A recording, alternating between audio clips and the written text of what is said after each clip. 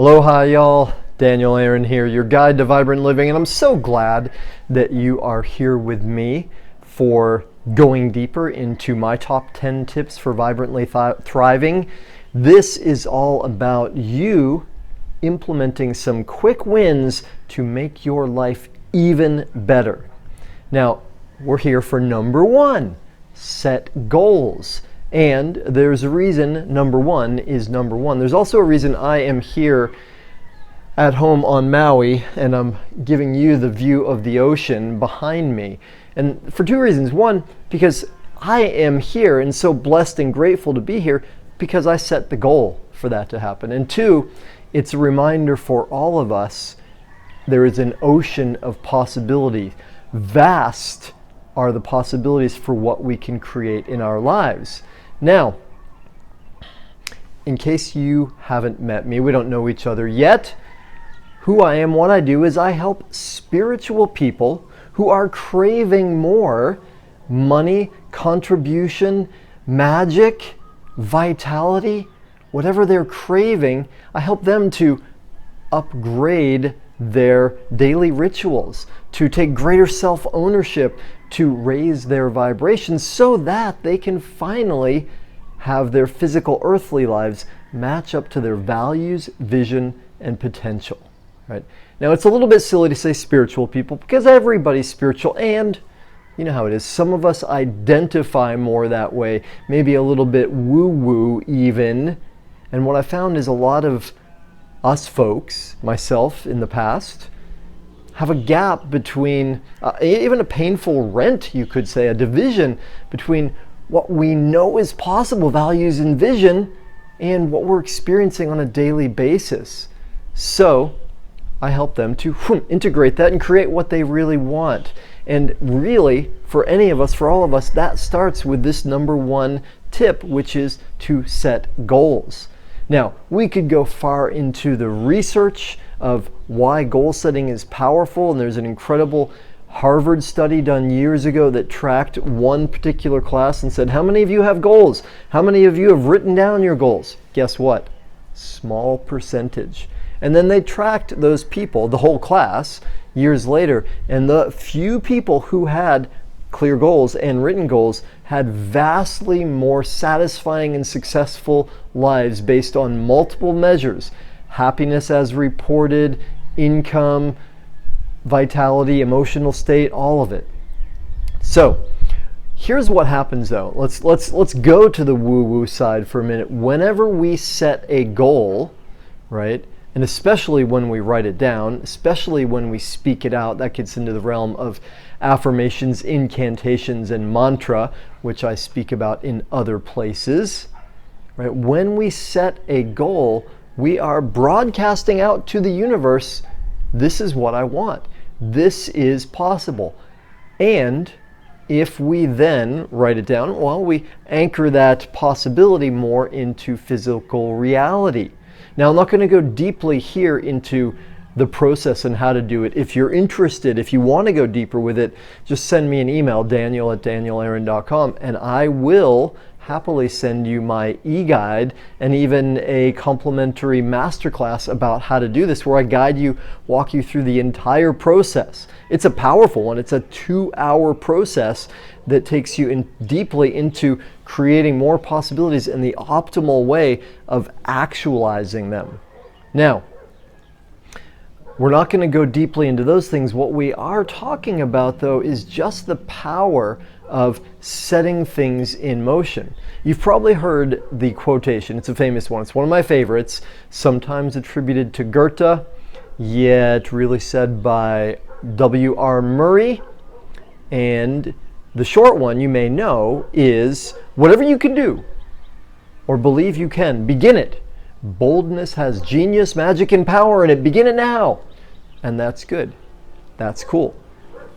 The bigger one, the full quotation though, is way more instructive and powerful. And it goes something like this.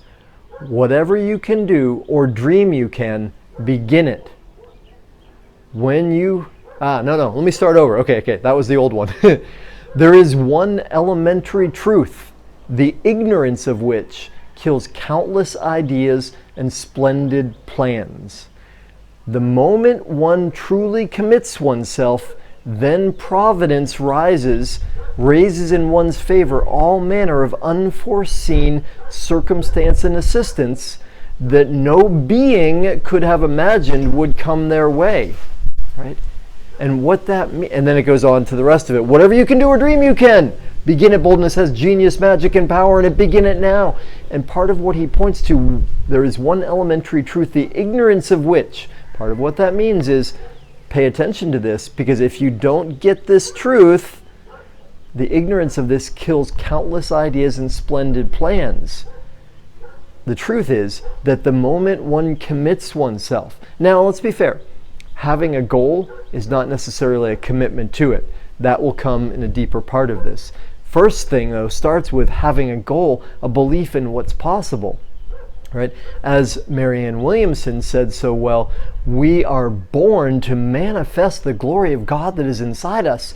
Our physical being, the fact that we are here, means anything is possible. When we have a desire, what is that?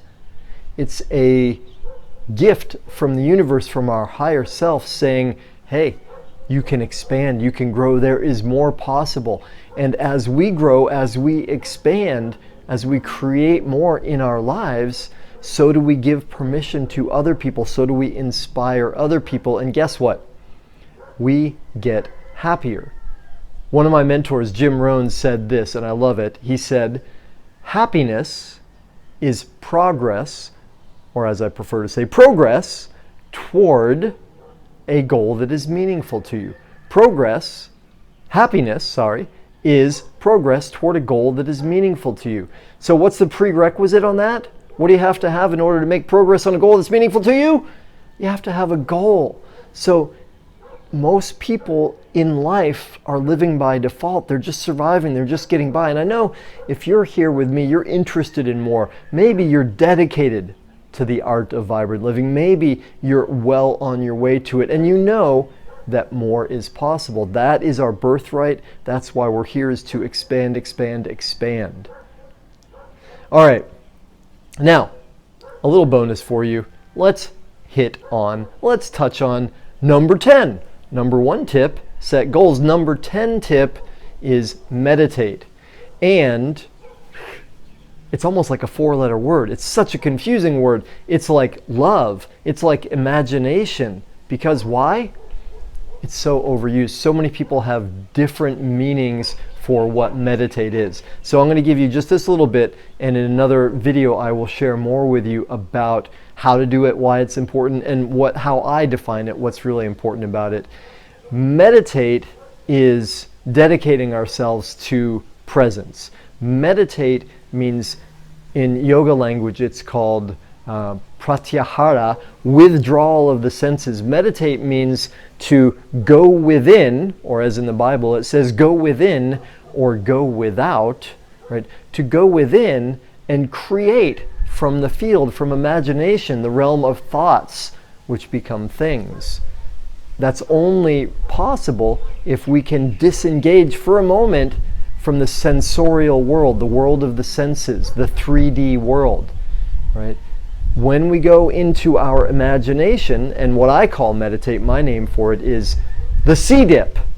C, as in the letter C, creative, dynamic, inward process. It's an imaginative process. It's active, creative, dynamic, right? It's not just sitting there breathing, which there are many kinds of meditation. They all have great value. And not everything is created equal. There is a lot of power that we can create if our meditation is creative, dynamic inward process. And when we do that, that's when we can take our goals, our imaginations, and put them into the quantum field, feel them, feel the emotions of them, even have gratitude for them ahead of their occurrence, which hastens their realization, their manifestation. So again, did I say that already? I think I did.